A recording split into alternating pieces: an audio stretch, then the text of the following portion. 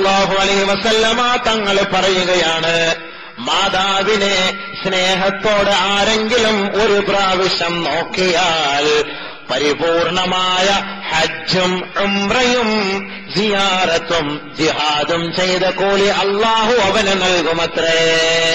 മാതാവിനെ സ്നേഹത്തോടെയുള്ള നോട്ടം എന്ന് പറഞ്ഞാൽ ഫസറ ബിഹിമാ, മാതാപിതാക്കളെ നിങ്ങളുടെ നോട്ടത്താൽ സന്തോഷിപ്പിക്കുകയാണെങ്കിൽ അല്ലാഹു സുബ്ഹാനഹു വ തആല അവന് നൽകുന്ന പ്രതിഫലം പരിപൂർണമായ ഹജ്ജും ഉംറയും ചെയ്ത കൂലിയാണ്.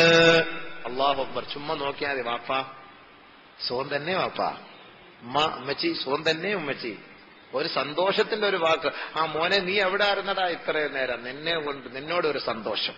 അപ്പോ ഒരു പ്രാവശ്യം ഉടനെ സഹാബാക്കൾ ചോദിച്ചു, യാ റസൂലല്ലാഹ്, ഞങ്ങൾ 360 പ്രാവശ്യം ഈ വാപ്പയും ഉമ്മയും നോക്കിക്കൊണ്ടിരുന്നാലോ ഞങ്ങൾക്ക് കൂലി കിട്ടുമോ നബിയെ എന്ന് സഹാബാക്കൾ ചോദിച്ചപ്പോൾ അല്ലാഹുവിന്റെ റസൂല് പറഞ്ഞു, അല്ലാഹു അക്ബർ, അല്ലാഹു അക്ബർ മിൻ ദാലിക്. പടച്ചവൻ അതിന് കഴിവുള്ളവനാണ്. 360 അല്ല, എത്രത്തോളം വർഷം മാതാപിതാക്കളെ നോക്കിക്കൊണ്ടിരുന്നാലും അതിന് കൂലി നൽകുന്നത് അവനാണെന്ന് നബിയുനാ റസൂലുള്ളാഹി